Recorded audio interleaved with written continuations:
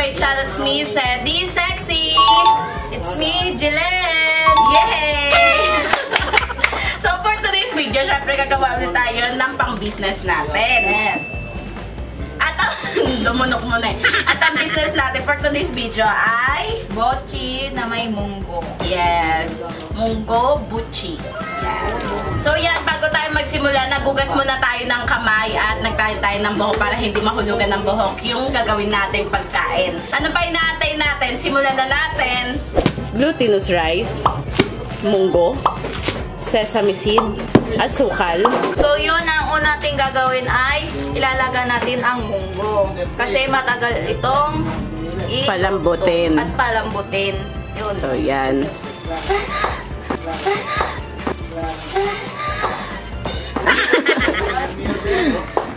Ng step, hugasan ng tapos oo, nakalimutan ko pala.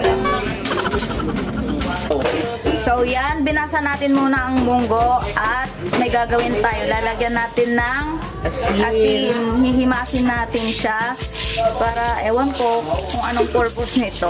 Baka comment nga naman. Yan. Basta pag nagluluto Siguro lang ito, pangtanggal ng dumi siguro sa munggo. Kasi minsan may para siyang ano-ano. putik, ganon, kapag hinihimas mo siya sa asin. Yan lang. Tapos, hugasan na natin para matanggal yung asin. Tapos yan, kapag pinuhugasan nyo yung munggo, hayaan nyo muna umibabaw yung mga munggong hindi na pwede.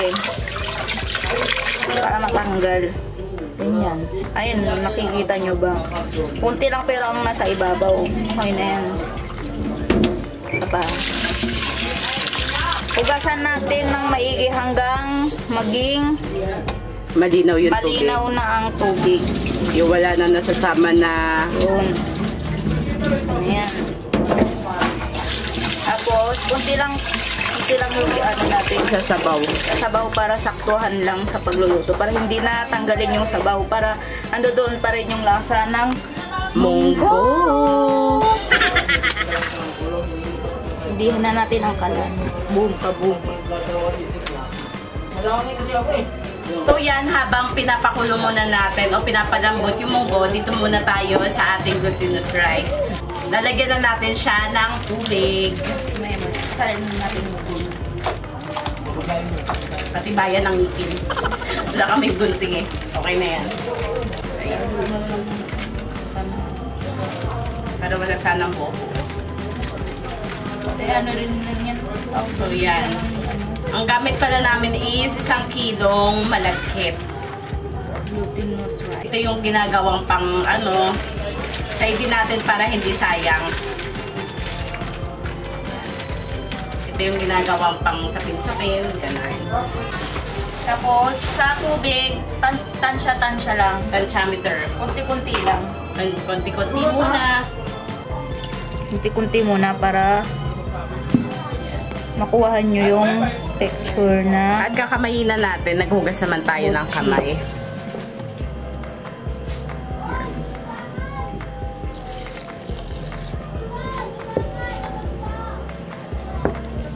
Tapos pala nilagyan muna ito ng asukal.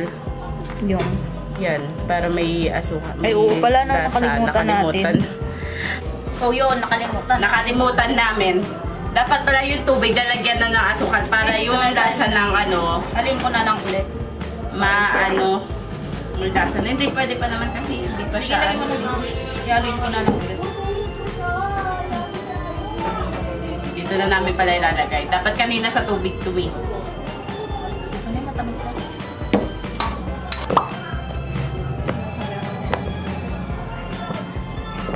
Ayan, makalipas ang ilang minuto ng paghahalo, ganito na yung kakalabasan. Ikabit ko na to. Yan. Tapos, yan na natin. Ililib muna natin siya ng 20 minutes.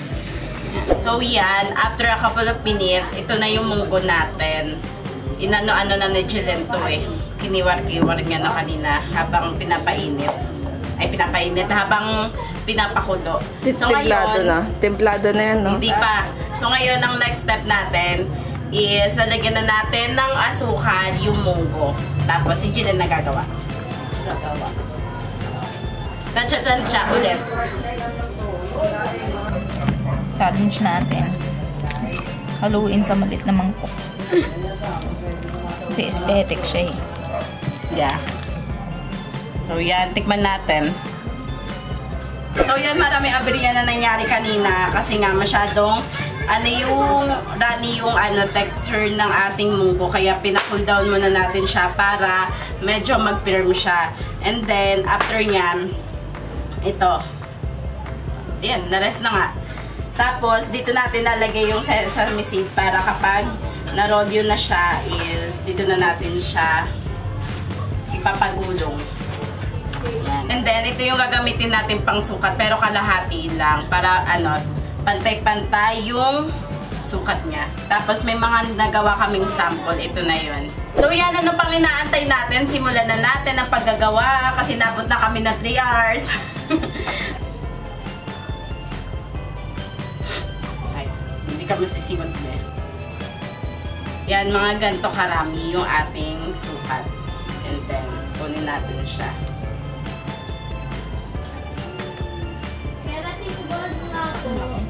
Medyo mahirap. Pabawasan pa. Oo, ang dami oh. Pabawasan. Huwag na tayo gumamit nito. Tatansyahin na lang namin. Then,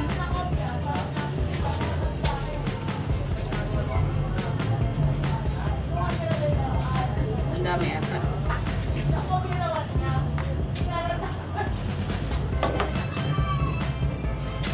Pinaka-struggle talaga dito yung pagbibilog kasi lumalabas yung feeling niya sa loob. Ayan.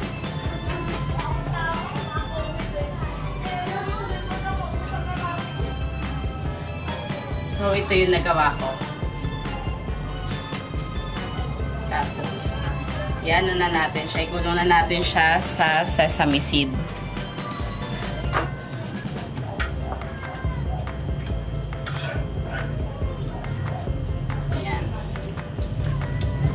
Then, itutuloy-tuloy lang natin yung pagbibilog. Tapos, update na lang namin kayo later.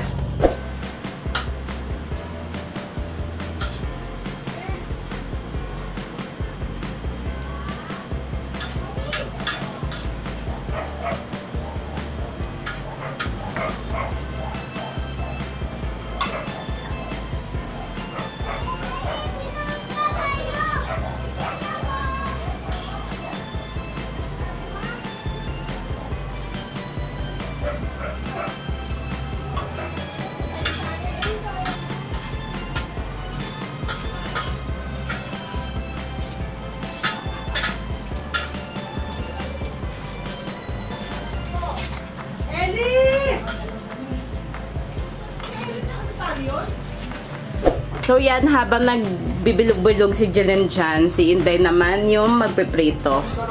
Yan, at ito yung gagamitin nating kawali.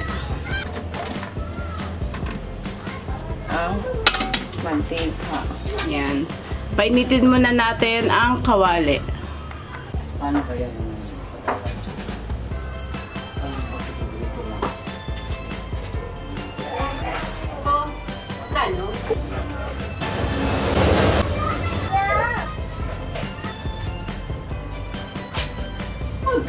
So yan, habang nagpiprito tayo ng ating botchi, habang hindi pa siya mainit, napainit pa kasi namin. Ngayon, may nagbigay ng pansit sa amin, tapos i-relate natin. Happy birthday pala sa my birthday. Happy birthday kay Tantan. So yan.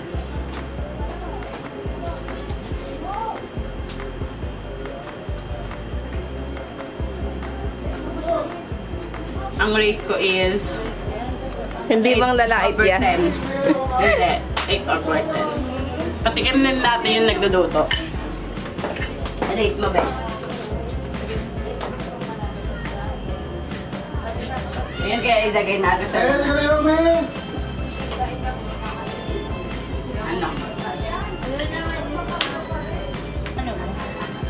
Mamoy. Kasi pinaamoy lang. Ano? ano ba ito pa? Ano? Walang pa birthday. Ano rate mo? Pa-birthday kasi mga perti. 8. Kasi walang cake yan. Ay, parehas kami ng rate. Yun, syempre, hindi magpapahuli ang ating camera girl. Anong rate mo? Hindi mang lalait ng handa. Kasi binigay. Ba't mong lalait? Eh, sarap nga. Masarap. Anong rate mo?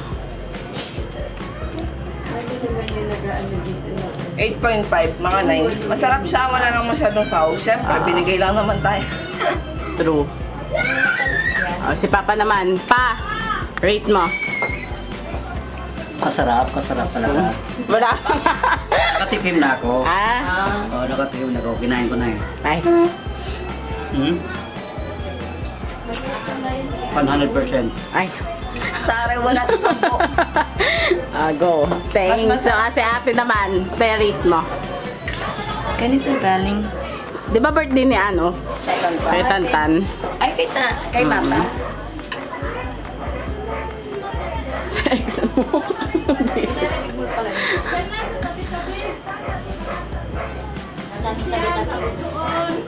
Ana. Masarap talaga magluto sa team. Sarap. Anong rate mo? From 1 to 10? 10. So yan, luto na ang ating mga butchi.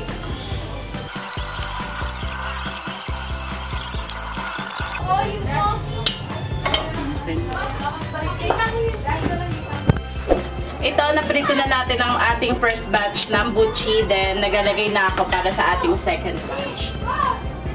Yan. Tapos, antayin na lang natin siya yan. Tapos, balikan natin after a few minutes. Yan. Siyempre, bago tikman ng ating mga customer, siyempre tayo muna ang titikim sa ating gawa. So, yan.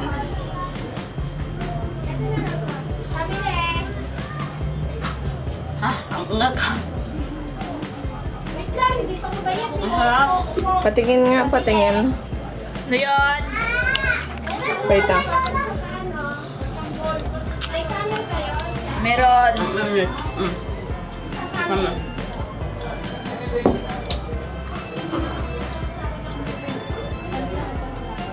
So ngayon, habang nagpiprito pa tayo ng ibang batch ng butchi natin, ngayon naman is babalutin ay ilalagay na natin siya sa kanyang lalagyan.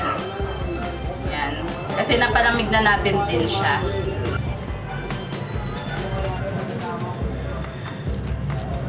Ang laki oh. Ay!